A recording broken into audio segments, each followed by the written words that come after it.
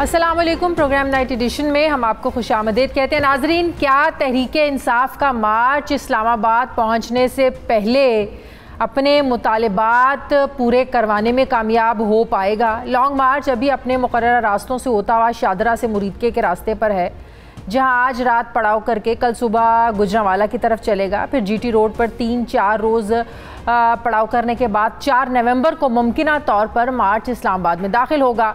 अब लॉन्ग मार्च का बुनियादी मुतालिबा है अर्ली इलेक्शन की तारीख, जबकि इस शो ऑफ फोर्स का बुनियादी मकसद हुकूमत का बाजू मरोड़ कर उन्हें इस मुतालिबे पर मनाना है। और जाहिर है ऐसा तो उसी वक्त मुमकिन हो पाएगा जब मुज़ाकरात का दौर चलेगा, जो अभी बज़ाहिर डेड लॉक का शिकार हैं। इनमें ब्रेक थ्रू वक्त का तकाजा है। कल मैंने चेयरमैन तहरीक इंसाफ इमरान खान साहब से इंटरव्यू के दौरान लॉन्ग मार्च को लेकर कुछ सवालात किए कि लॉन्ग मार्च क्या धरने में बदल सकता है? आपके मुतालिबात तो ये हुकूमत अर्ली इलेक्शंस को लेकर मानने को तैयार नहीं है, तो आप लोग इस्लामाबाद पहुंचकर क्या करेंगे? इन तमाम सवालों का जवाब इमरान खान साहब ने क्या दिया, पहले ही देखिए। सर, आप ऐसी हुकूमत के सामने मुतालिबात रखने जा रहे हैं जो अर्ली इलेक्शंस का मुतालिबा मानने को तैयार नहीं है। आप इस्लामाबाद पहुंचकर क्या करेंगे सर? हमने कोई गैर आईनी कानूनी चीज नहीं करनी, और ये करेंगे तो ये इनके इंटरेस्ट में इंतशार, लोगों से डरे हुए हैं। राना सनाउल्लाह पूरी तैयारी किए बैठे हैं। 900 कंटेनर्स इस्लामाबाद में लग चुके हैं, रबड़ की गोलियां तैयार हैं, हर तरह के हालात का मुकाबला करने के लिए तैयार हैं। को उसकी अपनी पार्टी वाले कहते हैं सारा फैसलाबाद जानता है, कातिल उसको इंटीरियर मिनिस्टर बना दिया है। ये लोग कहते हैं कि 2014 और आज में बड़ा फर्क है, तब इमरान खान के पीछे एस्टैब्लिशमेंट खड़ी थी। आज का लॉन्ग मार्च, आज का धरना, ये इमरान खान के लिए आसान नहीं होगा। देखिए, मुझे ना कोई एस्टैब्लिशमेंट की पहले कभी जरूरत थी ना आज जरूरत है, क्योंकि मैं कभी भी मैं तो कोई जुल्फ़िकार अली भुट्टो नहीं था जो कि एक मिलिट्री डिक्टेटर का मिनिस्टर रहा 8 साल, ना मैं कोई नवाज शरीफ हूँ जो जनरल जलानी के सरिये लगाते लगाते उसको चीफ मिनिस्टर बना दिया। मुझे कोई किसी की जरूरत नहीं है। लॉन्ग मार्च धरने में भी बदल सकता है सर? वो तो हम अभी आहिस्ता आहिस्ता अपनी प्लान्स बताएंगे। अभी तो हम ये समझे ना कि हम इस्लामाबाद पहुंच रहे हैं, और एक हफ्ता लगेगा। हफ्ता लगेगा, आप देख ही रहे किस स्पीड पे चल रहे हैं, टाइम तो लगेगा। हमारी पूरी कोशिश होगी कि सारा कानून के बीच में रहेंगे। और मैं यादलिया को भी कहना चाहता हूँ कि 25 मई को हमारे पास जुल्म हुआ, कोई सो मोटो एक्शन नहीं लिया गया। आप पर इल्जाम लगता है कि इमरान खान ये लॉन्ग मार्च अर्ली इलेक्शंस के लिए नहीं, अपनी मर्जी के आर्मी चीफ की तैनाती के लिए इमरान खान चाहते हैं। मेरा कोई फेवरेट नहीं है। अपना मर्जी का आर्मी चीफ उन लोगों को चाहिए जिनको अपने मर्जी के जज चाहिए, जिनको अपने मर्जी के IG चाहिए, जिनको अपना मर्जी का नैब का हेड चाहिए, जिनको अपना FIA का हेड चाहिए, क्योंकि उन्होंने करप्शन छुपानी होती है। इमरान खान को ना कोई करप्शन छुपानी है, ना कोई कानून तोड़ना है। मौजूदा इलेक्शन कमीशन के नीचे आप लोग तैयार हैं इलेक्शन लड़ने के लिए? अब अंपायर के ऊपर अगर सबसे बड़ी पार्टी कह रही है कि हमारे पर तो इत्मीनान ही नहीं है, तो खुद ही बैठ जाए, रिक्यूज कर ले अपने आप को। लेकिन वो पूरा उनका हिस्सा बना हुआ है कि किसी ना किसी तरह उसने चोरों को जताना है। तो चेयरमैन तहरीक इंसाफ इमरान खान का एक ही मुतालिबा है कि इंतखाबात की फौरी तारीख दी जाए, मगर हुकूमत अपनी मुद्दत पूरी करने के लिए डट चुकी है। इससे पहले इंतखाबात को लेकर PTI हुकूमत और इस्टेब्लिशमेंट के दरमियान मुज़ाकरात भी हुए, मगर एक एक करके सब नाकाम हो गए। इमरान खान साहब ने मुज़ाकरात की नाकामी का खुद एतराफ़ भी किया और इन मुलाकातों की तस्दीक मुक़्तदर हलकों की तरफ से भी की गई। मगर अब सवाल ये पैदा होता है कि अगर हुकूमत कबल अज़ वक्त इंतखाबात के लिए राज़ी नहीं है तो तहरीक इंसाफ के पास आखिर ऑप्शन है क्या? एक तरफ मुज़ाकरात नाकाम होने की बातें हो रही हैं, तो दूसरी तरफ हुकूमत ने 13 रुकनी कमेटी भी बना दी है जो लॉन्ग मार्च के हवाले से तमाम मामलात को देखेगी और मुमकिन मुज़ाकरात के लिए भी किरदार भी अदा कर सकती है। जबकि PTI रहनुमा फवाद चौधरी ने आज मीडिया से बात करते हुए कहा है कि PDM गैर संजीदा है, तो गैर संजीदा लोगों से मुज़ाकरात आखिर हो कैसे सकते हैं? आज वज़ीर दाखिला राना सनाउल्लाह ने बताया कि फवाद चौधरी ने खुद मुज़ाकरात की बात की तो हमने दरवाजे खुले होने की बात की, लेकिन अली अमीन गंडापुर की ऑडियो लीक को बुनियाद बनाते हुए उन्होंने कहा कि अब बंदूकें उठाने वालों से कोई मुज़ाकरात नहीं होंगे। क्या कहा राना साहब ने, आज ये भी देखिए। ये बंदूकें इकट्ठी कर रहे हैं और हम इनके साथ जो है वो मुज़ाकरात के लिए जाएंगे। 2 दिन पहले फवाद चौधरी साहब ने ये खुद कहा कि जी हमारे साथ बैठें, हमारे साथ मुज़ाकरात करें, हम इलेक्शन पे बात करनी चाहते हैं। उसके जवाब में हमारी तरफ से ये बात कही गई कि सियासत में मुज़ाकरात जो है वो एक बेहतर अमल होता है। तो उसके बाद आज फवाद चौधरी साहब भी कह रहे थे कि ये घबरा गए हैं, ये जब बंदूकें इकट्ठी कर रहे हैं और गालियाँ दे रहे हैं और इस फितना मार्च के जरिए से जो है वो फितना और फसाद फैलाने के ऊपर दरपे है, तो ऐसे फसादियों के साथ तो कोई मुज़ाकरा नहीं हो सकता। अब सवाल ये पैदा होता है कि अगर दोनों अतराफ से ही इसी तरह डेडलॉक रहा तो फिर तहरीके इंसाफ के पास वाहिद रास्ता इस्लामाबाद जाकर धरना देने का ही बचता। और क्या इस बार तहरीके इंसाफ 2014 वाले 126 दिन के धरने का रिकॉर्ड तोड़ेगी? क्योंकि हुकूमत तो इलेक्शन कराने को किसी सूरत भी तैयार नज़र नहीं आ रही है। तहरीके इंसाफ पहली बार हुकूमत मुखालिफ लॉन्ग मार्च या धरना देने नहीं जा रही है। इससे पहले भी कई धरने कर चुकी है, मगर पाकिस्तानी सियासत की धरनों की तारीख अगर हम देखें तो इसका इख्तिताम हमेशा मुज़ाकरात पर ही हुआ है। मगर इस बात मुज़ाकरात के नाकाम होने की बातें तो पहले ही हो रही हैं, और अगर इस लॉन्ग मार्च या धरने का इख्तिताम मुज़ाकरात की सूरत में नहीं होता तो फिर क्या होगा? ये एक ऐसा सवाल है जिसका जवाब कौम भी जानना चाहती है, हम सब लोग जानना चाहते हैं। तो लिहाजा अगर लॉन्ग मार्च इसी टेम्पो के साथ चलता रहा तो ये इस्लामाबाद तक बड़ा शो नहीं होगा, ऐसा मुमकिन नहीं है। दूसरी तरफ ये लॉन्ग मार्च ज़बरदस्ती हुकूमत गिरा देगा या कब्जा कर लेगा, ये भी मुमकिन नहीं है। वज़ीर-ए-आज़म हाउस और पार्लियामेंट से नुमाइंदों को ज़बरदस्ती निकाल कर बाहर किया जाएगा, ये भी मुमकिन नहीं है। तो ऐसी सूरत में अवामी और सियासी जो एक्टिविटी है इस पर चुप रहना, न्यूट्रल रहना, क्या इदारे ऐसा कर पाएंगे? ऐसा भी मुमकिन नहीं है। इमरान खान ने लॉन्ग मार्च पहले भी किया और ऐन मंजिल पर पहुंचकर उसे ख़त्म कर दिया, क्या अब भी वो ऐसा ही करेंगे? ऐसा भी मुमकिन नज़र नहीं आ रहा। हुकूमत की तरफ से ताकत का इस्तेमाल होने और लाशें गिरने जैसा खदशा जाहिर किया जा रहा है, तो इस कार्रवाई से हुकूमत को क्या कोई फ़ायदा होगा? ये भी मुमकिन नहीं है। मुल्क पॉलिटिकल स्टेबिलिटी के बगैर आगे बढ़ सकता है, ये भी मुमकिन नहीं है। मुल्क में सियासी तकसीम को सड़कों पर ख़त्म किया जा सकेगा, तो ऐसा भी मुमकिन नहीं है।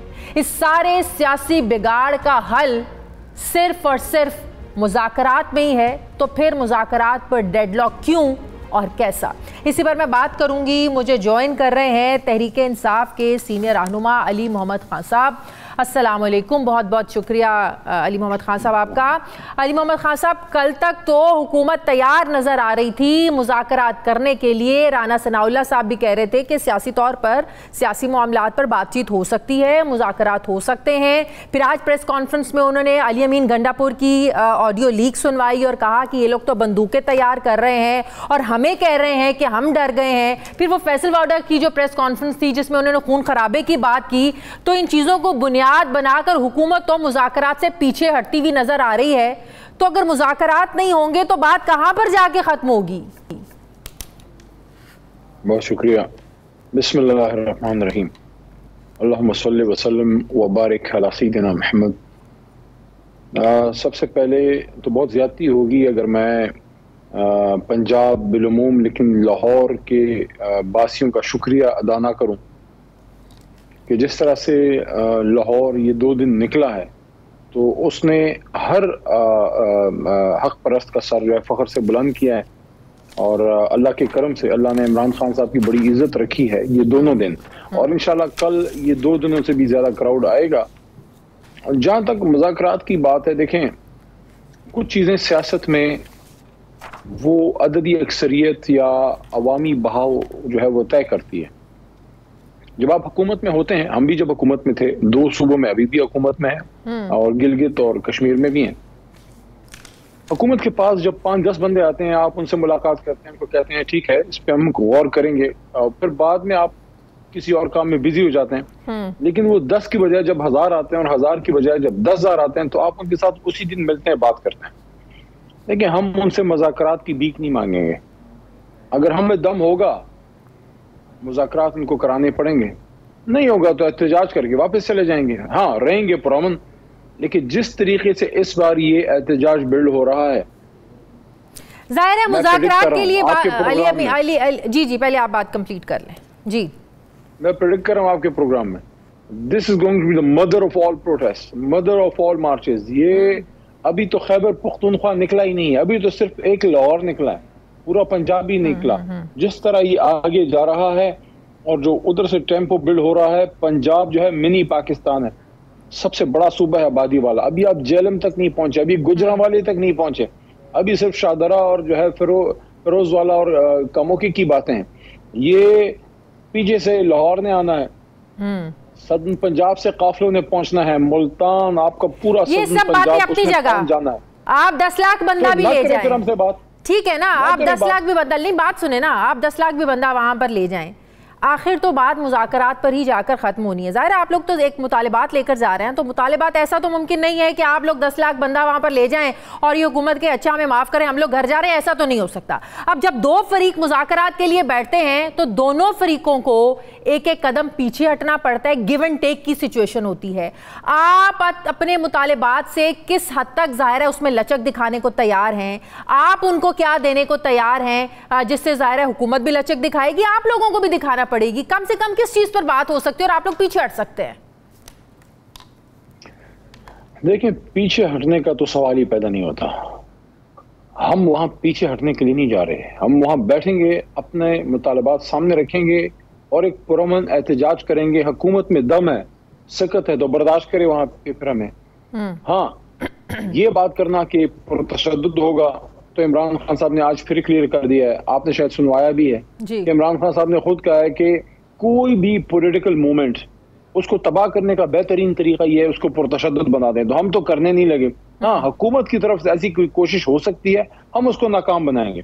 हमारे जितने काफिले हैं बार बार हम लोगों को अपनों को कह रहे हैं कि अपने लोगों पे नजर रखें, कोई बार का बंदा हमें ना घुसने लेकिन फैसल वाडा साहब की प्रेस कॉन्फ्रेंस के बाद इस चीज ने आपको नहीं लगता शको शुबात ज्यादा बढ़ा दिए हैं और हुकूमत इस चीज को इस्तेमाल भी कर रही है? आज भी वाडा साहब जो है वो इंटरव्यू दे रहे थे, वाडा साहब कह रहे थे कि मैं आज भी अपनी इस बात पर कायम हूं कि खून खराबा हो सकता है और ये बात कहते हैं मैं पहले भी कर चुका हूं। बहुत से लोग ऐसे पार्टी में हैं, उन्होंने जिक्र किया 2 खास आदमी हैं जो वो गैर सियासी हैं, उनका सियासत से कोई ताल्लुक नहीं, और 3 उन्होंने कहा कि पार्टी में ऐसे सांप मौजूद हैं जो इस मुल्क को, इस पार्टी को, इस मुल्क के इदारों को नुकसान पहुंचाना चाहते हैं। और खान साहब तो कहते हैं ना ट्विटर देखते हैं ना उनको इतनी कोई इन्फॉर्मेशन है कि टीवी पर क्या चल रहा है जो उनको बताया जाता है वो जाकर उस पर प्रेस कॉन्फ्रेंस कर देते हैं।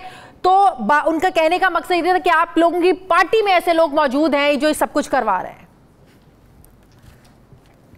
मुझे बड़ा अफसोस है फैसल साहब के लिए, छोटा भाई है और उसने बड़ी स्ट्रगल की है इस जमात में, लेकिन बदकिस्मती से जो उन लाइन ली बड़े गलत टाइम पे बड़ी गलत लाइन ली है।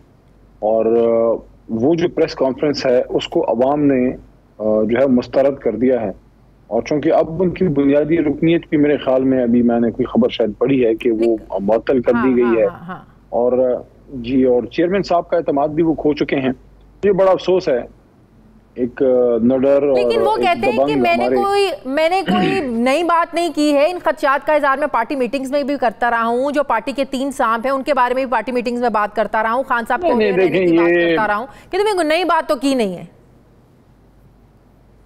देखिए, सामने की बात है, मेरी जमात के सबसे अहम ओहदे पे हमारी चेयरमैन इमरान खान साहब हैं। इमरान खान साहब की पॉलिटिकल स्पीचेस का, हमारे मार्च का कैमरा के जरिए बॉयकॉट करवाया गया है, बिल्कुल जो है वो ब्लैक आउट कर दिया गया है। उसके बावजूद लाखों लोग हमें फॉलो कर रहे हैं और लाखों लोग पीछे आ रहे हैं। और फैसल साहब जो हैं, स्टेट टेलीविजन उनको फुल जो है वो कवरेज दे रहा है। सवालात उठते हैं कि जिस जमात के चेयरमैन का ब्लैक आउट है उसके एक अदना वर्कर का ये हो सकता है कि अली मोहम्मद को तो पीटीवी फुल कवरेज दे और मुझे लाइव दिखाया जाए और मेरे चेयरमैन का ब्लैक आउट हो, तो दाल में कुछ तो काला है। उसको छोड़ें, ये चीज फिर चुकी है।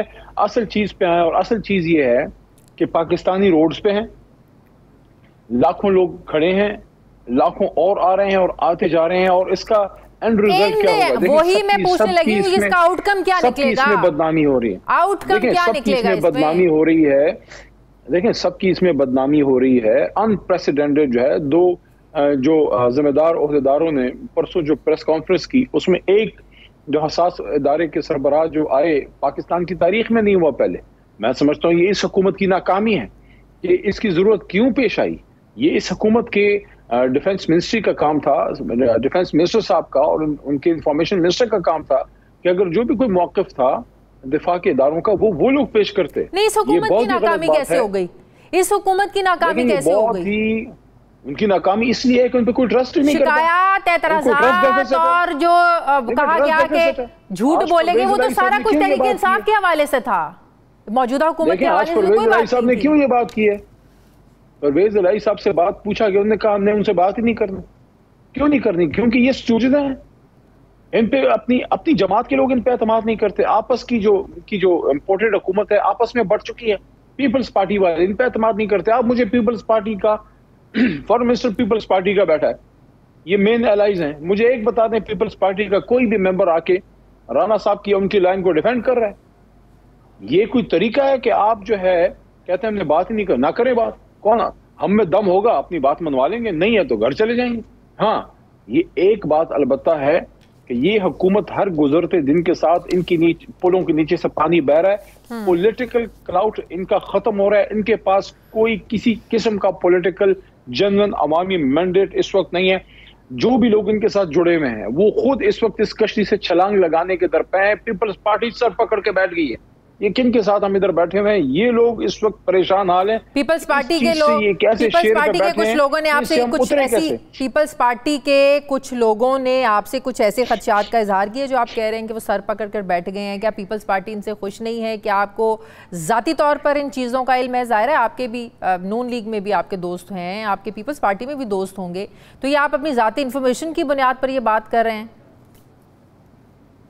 देखिए, मैं स्पेकुलेशन करने वाला बंदा नहीं हूँ। आपने मुझे बहुत कम जो है इस तरह की चीजें कहते हुए सुना होगा। मैं फैक्ट्स पे बात करता हूँ जो सामने नजर आ रहा होता है। तो मैं अपनी जाती जो भी मेरी इंफॉर्मेशन है वो तो शेयर नहीं करूंगा, लेकिन जो राइटिंग ऑन द वॉल सामने नजर आ रही है, मुझे किसी एक प्रेस कॉन्फ्रेंस में मुझे बता दें कि इस हुकूमत को उनका कोई मेन बंदा जो है वो डिफेंड कर रहा हो, कोई उनको डिफेंड करने के लिए नहीं आ रहा। और इस वक्त ये परेशान पता है किस लिए है?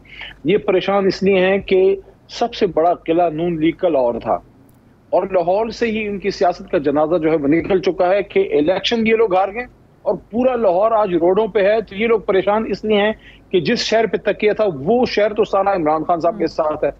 इसके आगे तो जो आप जेलम की तरफ जा रहे हैं, खैबर पख्तूनख्वा से काफिले आ रहे हैं, कश्मीर से आने हैं, गिलगित बल्तिस्तान से आने हैं, सदरन पंजाब से आने हैं और बलोचिस्तान से भी। हमने कराची वालों को रोका हुआ था क्योंकि उनके लिए फासला ज्यादा है, उनका खर्चा ज्यादा होना है।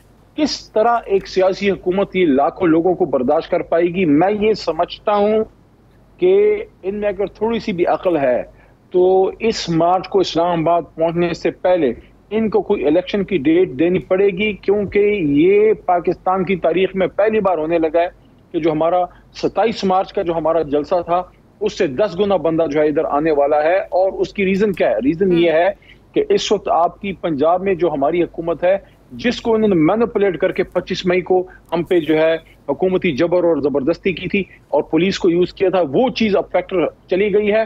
और आपने देखा होगा हमारा जो वर्कर है, हमारा जो वोटर सपोर्टर है, वो एक पीसफुल आदमी है, वो एक पीसफुल वर्कर है। और जब इस वक्त हालात पीसफुल हैं, पीस अमन हमारे फायदे में है। ठीक है, दंगा फसाद, जोर जबरदस्ती, रियासती जबर, ये इनके फायदे में है। सोचो कि हालात पुरअमन है। आप देखें नुकसान है, निकल रहा है, आपने कोई तारीख में देखा?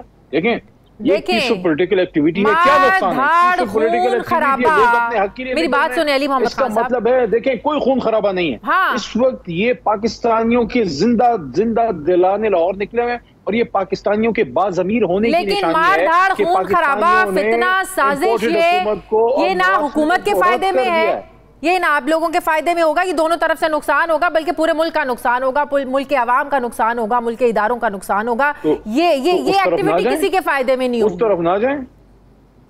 तरफ ना जाएं, बात कर लें। हम तो पुरअमन है, हम तो पीसफुल है। आज इमरान खान साहब ने खुद ये बात की है।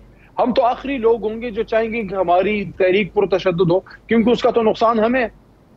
तो कर ले बात। ठीक है, इन्होंने कौन सा क़यामत इधर बैठना है और कौन सा ये मैंडेट लेके आए हैं? ये पाकिस्तान की तारीख में पहली बार हो रहा है कि 150 सीट लेने वाली जमात को बाहर करके 80-85 वालों को बैठा दिया गया है। मजा आ गया इन लोगों को बैठा के, पाकिस्तान का भट्टा बैठा के। 6 की GDP पे जाने वाला मुल्क मनफी में जा रहा है। इस वक्त पाकिस्तान की जो हालत है, तबाही होगी, खुश है सारे। अब मैं ये समझता हूँ ये वक्त आ गया है कि हम होश के नाखून में इस मुल्क को आगे जाने दें। खुदारा इस मुल्क पे रहम करें, एक इलेक्शन की डेट अनाउंस करें ताकि लोग अपने हलकों में जाएं, इदारे अपने काम करें, उन पे भी गलत इल्जामात ना लगें और ये मुल्क इस दलदल से निकले।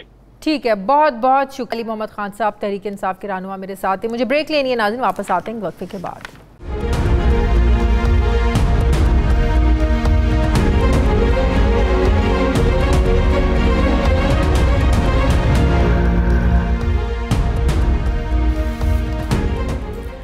ब्रेक के बाद एक बार फिर से आपको खुशामदीद कहते हैं। पाकिस्तान पीपल्स पार्टी के सीनियर रहनुमा सेनेटर मौला बख्श चांडियो साहब मुझे ज्वाइन कर रहे हैं। अस्सलाम वालेकुम, बहुत बहुत शुक्रिया चांडियो साहब आपका। चांडियो साहब, आप लोगों की पार्टी ने, जरदारी साहब ने हमेशा मुफाहमत से मामलात को हल करने की माजी में भी कोशिश की है और आज भी पीपल्स पार्टी तो मुज़ाकरात की ही बात करती है, लेकिन जिस तरीके से इस वक्त मुल्क में एक लॉन्ग मार्च शुरू हो चुका है, हुकूमत की जो तैयारियां हैं, राना सनाउल्लाह साहब की धमकियां, उधर से इधर से जो है तहरीक इंसाफ के जो इक़दाम हैं, आपको लगता है कि इस लॉन्ग मार्च की वजह से हालात बहुत ज़्यादा ख़राब हो सकते हैं?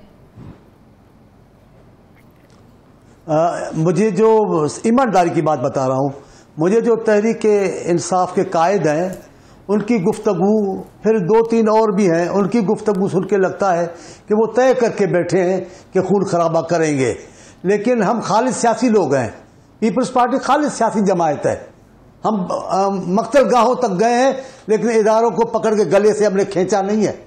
हमने किसी पुलिस ऑफिसर के गले को पकड़ के मारा पीटा नहीं है। हमने इस अंदाज से इदारे के लिए नहीं बात की जैसे कल इन्होंने बैठ के जनरल साहब का नाम लिया है, एक दूसरे अफसर का। ये तरीक़ेकार दुरुस्त नहीं है बीबी।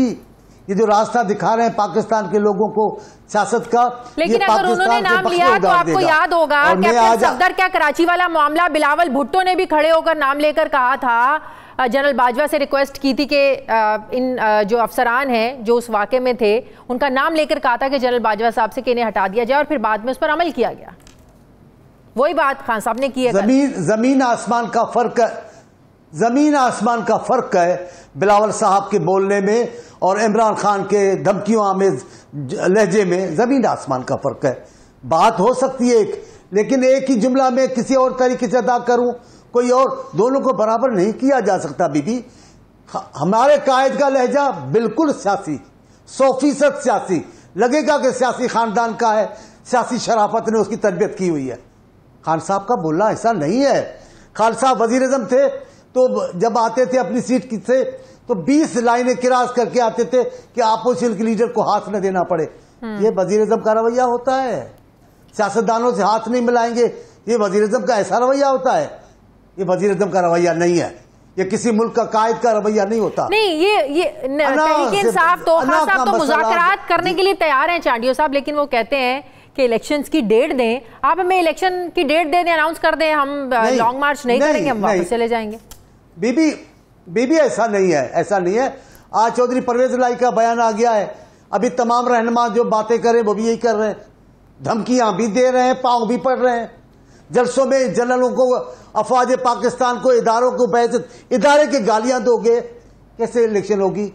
और दूसरी बात, मैं इनसे बात नहीं करूंगा, आज परवेज लाई ने भी कहा है, उन्होंने कहा कि जनाब हम उनसे बात करेंगे जिनके अख्तियार में फैसले हैं। तो कर दो ना, आपकी एक दिन भी इनकी उंगली से नजर नहीं हटी। पहले दिन उंगली को देखा है, आज तक उंगली के आसरे में, लेकिन इन हालिया महीनों और साल में आपको इंशाल्लाह उंगली कहीं से नहीं मिलेगी। लिहाजा बेहतर है सियासतदान बनकर जमहूरी अंदाज से फैसला करें, सियासी लोगों से बात करें। परवेज लाई साहब का बोलना दुरुस्त नहीं है कि हम उनसे बात करेंगे जिनके अख्तियार में। जी, लेकिन राना सनाउल्लाह साहब का मार्च से निमटने की हिकमत अमली तरीकाकार क्या दुरुस्त है? क्या पाकिस्तान पीपल्स पार्टी जो राना सनाउल्लाह साहब के इक़दाम हैं ये इनके साथ खड़े हैं आप लोग? आप बीबी खड़ा होना हमें हक है। वो सियासी लोग हैं, वो सियासी पार्टी है, गैर सियासी लोग नहीं है। लेकिन वो वजीर दाखिला हैं। इस अंदाज से अगर खान साहब बात करेंगे, खान साहब के लीडर बात करेंगे, जिस अंदाज की धमकियां देंगे, तो वजीर दाखिला को क्या कहना चाहिए? जनाब हम भाग जाएंगे, आप आओगे, ऐसे तो नहीं कहेंगे। वजीर दाखिला को दबंग होकर खड़ा होना चाहिए। इनको किसने इजाजत दी है इस किस्म की बातें करें? पहले भी आए, जुलूस को लेकर वजीर आज़म हाउस जा रहे थे, डीआईजी पुलिस एसपी हमारे जुनेजो साहब उसको पकड़ के मारते रहे, टीवी स्टेशन पर कब्जा कर लिया। अगर ये रवैया है तो एक वजीर दाखिला को अपनी जिम्मेदारियां निभाने के लिए जो भी तरीक़ेकार रखते हैं, हाँ हम तशद्दुद के हामी नहीं है, हम कभी मार डाल की हिमायत नहीं करते, कभी भी नहीं, न मेरे कायद न मेरी पार्टी। हम खालिद सियासी कारकुन है, चांडियो साहब, इनसे भी कहते हैं कि आप भी अंदाज सियासी अपनाओ। कल खान साहब ने मेरे इंटरव्यू में कहा, मैंने भी यही बोला उनसे कि लॉन्ग मार्च जब इस्लामाबाद पहुंचेगा क्या स्ट्रेटजी होगी, जो खून खराबा और इस तरह की बातें हो रही हैं। उन्होंने कहा कि हमारी तरफ से पुरअमन एहतजाज होगा, हम पुरतशद्दुद कार्रवाइयों पर, खून खराबा, फसाद, हम इस पर लड़ाई झगड़ा इस पर यकीन नहीं रखते। 100% उन्होंने ये बात की कि हम जो है ना वो पुरअमन एहतजाज करने जा रहे हैं। आप मुझे बताएं, अभी मैं आपसे सवाल पूछता हूं, पहला जो उन्होंने धरना दिया डी चौक पर, किसने कहा था लोगों को जाओ असेंबली में घुस जाओ, असेंबली में लोगों को गले से पकड़ो, ये करो? अभी कुछ दिन पहले एमएलए गुजर रहे हैं, उनको मारते रहे, इनके कारकुनान मार, ये कौन रास्ता दिखा रहा है? ये जो लबो लहजा है 3-4 महीने से इन्होंने अख्तियार किया हुआ है खान साहब ने, ये सियासी रवैया है। सियासतदान इस अंदाज से बात करते हैं, ये खुद दावत दे रहे हैं झगड़े की, लड़ाई की। ये क्या करना चाहते हैं मुझे समझ में, ईमानदारी की बातें नहीं आता है। इन्होंने जो रवैया अपनाया है ये गैर सियासी, गैर जबूरी रवैया है, इससे नुकसान होगा। और इनको पता है जो रास्ता इन्होंने अख्तियार किया है, ये मिन्नतें भी कर रहे हैं छुप छुप के, बाहर रोब भी कर रहे हैं, मिन्नतें नाकाम हो रही है क्योंकि ये दोस्त और धांधली है, गुंडागर्दी है। ये तो कोई हुकूमत नहीं माने, किसी को मानना भी नहीं चाहिए। हुकूमत कितनी भी कमजोर हो, लेकिन अगर इस तरीके से करेंगे तो हुकूमत घर चली जाए, इनको दे दे आकर बैठ जाए। लेकिन जिस नुकसान की आप बात कर रहे हैं वो नुकसान खाली खान साहब का नहीं होगा, वो तमाम सियासी जमातों का नुकसान होगा, वो इस मुल्क के सिस्टम को नुकसान होगा, वो जमहूरी सिस्टम को नुकसान होगा। हम उस रास्ते के मुसाफिर नहीं है, हम उस रास्ते के मुसाफिर नहीं है जिस रास्ते पे सियासत को नुकसान पहुंचे, जमहूरियत को नुकसान पहुंचे। हम कहते हैं इख्तिलाफ करें, ये इख्तिलाफ नहीं करते, ये घरों में घुस जाते हैं। मुजाहिरे में पुलिस वालों को मार दिया कि भाई वो पुलिस वाला छापे लगाने आए। बाबा ये पूरे दुनिया में दस्तूर है, हमारे घरों में छापे लगते रहे, हमारी माओ बहनों को थानों पे लेके गए। इधर मुल्क जब तक सियासी माहौल ठीक हो तब तक ये तरीकाकार है पुलिस का। आप क्या करते? अभी ये एक दोस्त बोल रहा था पीछे आएगा, ये पंजाब पुलिस इनके साथ अभी नहीं है, अभी गुंडागर्दी नहीं कर सकेंगे। इसका मतलब क्या हुआ जुमले का? वो 25 लेकिन जो 25 मई को हुआ मुस्लिम लीग नून की हुकूमत थी, क्या उस वक्त जो राना सनाउल्लाह साहब ने यहाँ किया, नून लीग की हुकूमत ने किया इस लॉन्ग मार्च को रोकने के लिए, क्या वो दुरुस्त था? तो नहीं, वो उनको छोड़ दें कि आ जाएं आप, हम रास्ते खोल देते हैं, आप इस्लामाबाद में दाखिल हो जाएं, फतेह कर लें इस्लामाबाद को, मार धाड़ करें। मार धाड़ की दावत तो खान साहब देते रहे हैं, कोई सियासी पार्टी इस अंदाज से नहीं बोलती जिस अंदाज से खान साहब बोल रहे हैं। बीबी खान साहब को लहजा ठीक करना होगा, खान साहब को सियासी हुकूमत से बात करनी होगी। ठीक, मांगेंगे इलेक्शन, बात नहीं करेंगे, फिर कौन सा तरीका आप अपनाना चाहते हो? ठीक है, बहुत बहुत शुक्रिया सेनेटर मौला बख्श चांडियो साहब, पीपल्स पार्टी के सीनियर रहनुमा मेरे साथ थे। मुझे ब्रेक लेनी है नाज़रीन, वापस आते हैं वक्फे के बाद।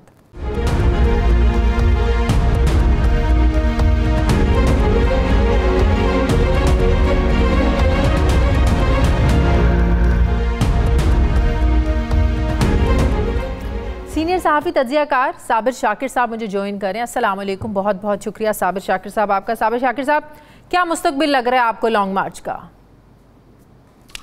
लॉन्ग मार्च का मुस्तकबिल मुझे रोशन ही लग रहा है, क्योंकि लॉन्ग मार्च में लोगों का जो रिस्पॉन्स है वो गैर मामूली है, और जिस तरीके से परेशानी के आसार दिखाई दे रहे हैं वो काफ़ी ज़्यादा लग रहा है कि हिद्दत और शिद्दत जो है वो महसूस की जा रही है। ये अभी तो इसकी शुरुआत है। ये लॉन्ग मार्च जो है ये कोई और रुख इख्तियार कर सकता है। Like what? ये मेरा ख्याल है कि अगर इसको इस्लामाबाद में इन्होंने जगह ना दी तो फिर ये लॉन्ग मार्च जो है उसका पड़ाव रावलपिंडी में होगा, और रावलपिंडी में अगर रावलपिंडी में पड़ाव का मतलब है दबाव कहीं और डालना। जी बिल्कुल, दबाव कहीं और डाला जाएगा और काफ़ी ज़्यादा होगा। और मेरा ख्याल है कि उससे पहले जो मेरे पास इत्तलात हैं, अभी भी कोशिश की जा रही है कि आप ज़रा थोड़े से कूल डाउन हो जाएं तो हम ज़रा कुछ करने की कोशिश करते हैं।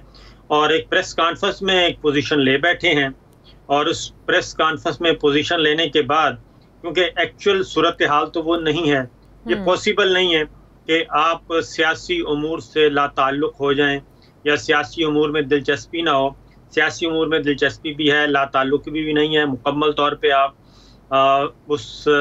क्या कहना चाहिए, रियासती उमूर में गवर्नमेंट के स्टेट अफेयर्स के साथ साथ गवर्नमेंट अफेयर्स में भी जब आप बहुत ज़्यादा हिस्सेदार हैं तो ये मुमकिन नहीं है। इसीलिए इमरान खान साहब जो मैसेज दे रहे हैं वो बराह रास्त, क्योंकि ये कभी भी नहीं हुआ, आज तक मैंने अपने जर्नलिज्म के कैरियर में कभी नहीं देखा कि DGI इस तरीके से आके कैमरे के सामने अपनी प्रेस कॉन्फ्रेंस करें और उनकी आवाज़ रिकॉर्ड हो। ये नेवर एवर।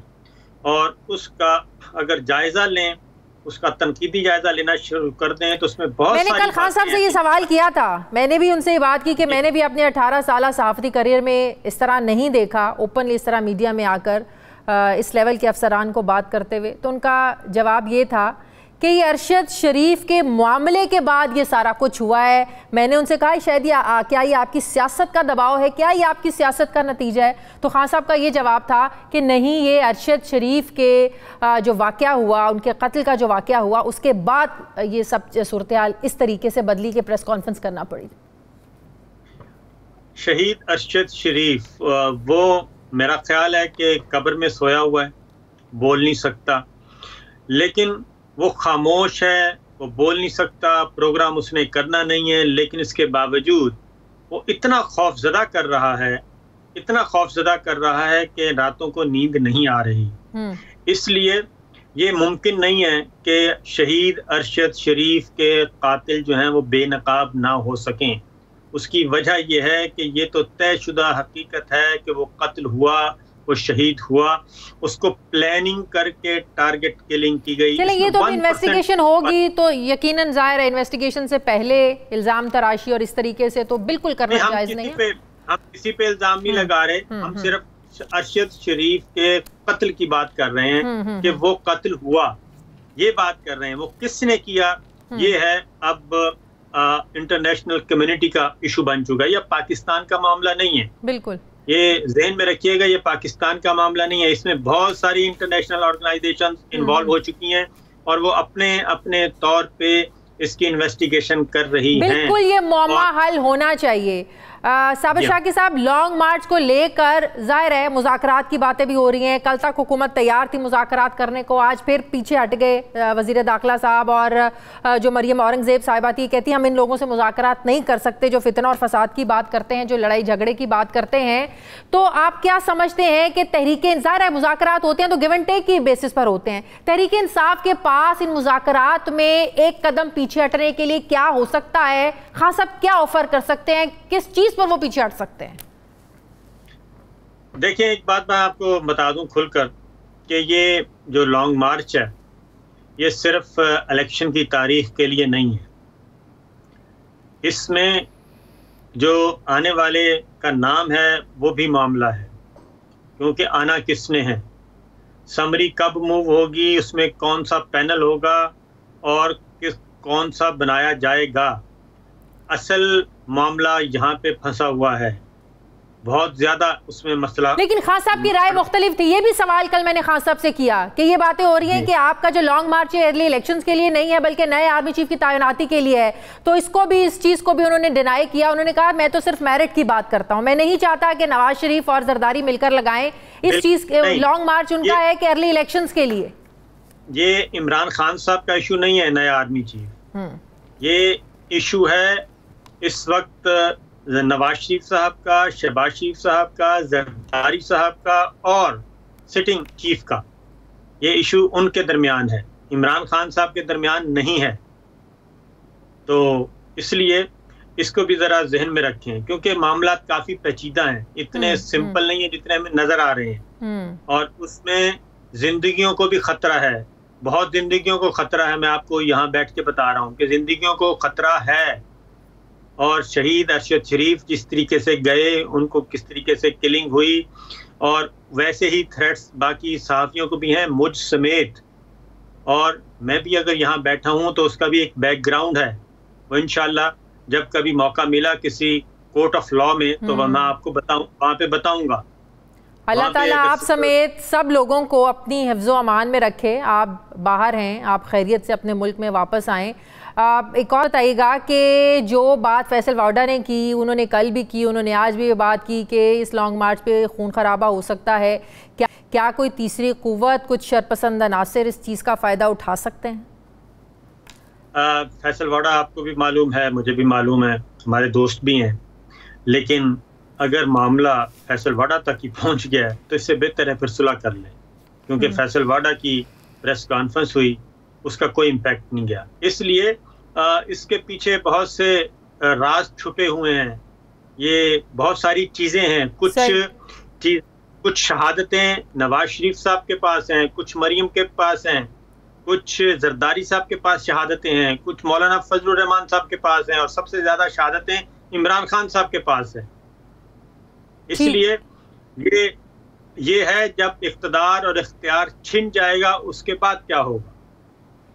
बिल्कुल सही। तो इसका मतलब ये हुआ कि राना सनाउल्लाह साहब जो तैयारी कर रहे हैं इस लॉन्ग मार्च को रोकने के लिए, जिस तरीके से इस्लामाबाद को बंद किया जा रहा है और कोशिश की जा रही है कि नहीं इस्लामाबाद में दाखिल ना होने दिया जाए, जो बात आप भी कर रहे हैं कि यही प्लान है, आपकी भी इत्तलात है कि पिंडी में रोका जाए, तो ये तो हालात बड़े ख़राब हो सकते हैं, जिससे सिर्फ एक पार्टी को नुकसान नहीं होगा साबिर शाकिर साहब, ये तमाम पार्टियों का नुकसान होगा, ये इस मुल्क के इदारों का नुकसान होगा। अब आप देखें राना सनाउल्लाह साहब क्यों कह रहे हैं कि हम इस्लामाबाद में दाखिल नहीं होने देंगे। वो H9 पार्क की इजाज़त मांग रहे हैं। H9 पार्क में इजाज़त दे दी जाए, जैसे मौलाना फजलुर रहमान साहब को मिली थी, जैसे पीपल्स पार्टी को मिली, जैसे PMLN को मिली। PMLN और सिटिंग गवर्नमेंट हुक्मरान इत्तेहाद नहीं चाहता कि इमरान खान साहब डायरेक्ट उनसे हों, बल्कि वो चाहते हैं कि वो पिंडी वालों के साथ डायरेक्ट हो जाए। इसलिए जब आप इस्लामाबाद को सील्ड करेंगे और उसको आप करेंगे नो गो एरिया और रेड जोन का एरिया, आपने पूरा इस्लामाबाद को रेड जोन करार दे दिया, तो इट मींस कि वो ये चाहते हैं कि भाई ये पिंडी की तरफ। तो इसका मतलब ये एक प्लानिंग के तहत हो रहा है कि इस्लामाबाद को सील किया जाए, इस्लामाबाद की एंट्रीज को बंद किया जाए, तो रुकना है तो पीछे रुके, आगे आने की इजाजत इसीलिए नहीं दी जा रही है तो खुद सारे मामले से पीछे हट जाएं। बिल्कुल, वो चाहते हैं कि जी ये जाने और वो जाने, हम आराम से बैठे हैं, हमने इक़्तिदार संभाल लिया है, हमें क्या जरूरत पड़ी है कि बिला वजह हम इनसे। तो ये बातें अगर मुझे और आपको समझ में आ रही हैं, तो क्या ये बातें खान साहब को समझ में नहीं आ रही होंगी कि ये प्लानिंग है और इससे निपटना कैसे है? यकीनन उनके भी नॉलेज में होंगी ये सारी बातें।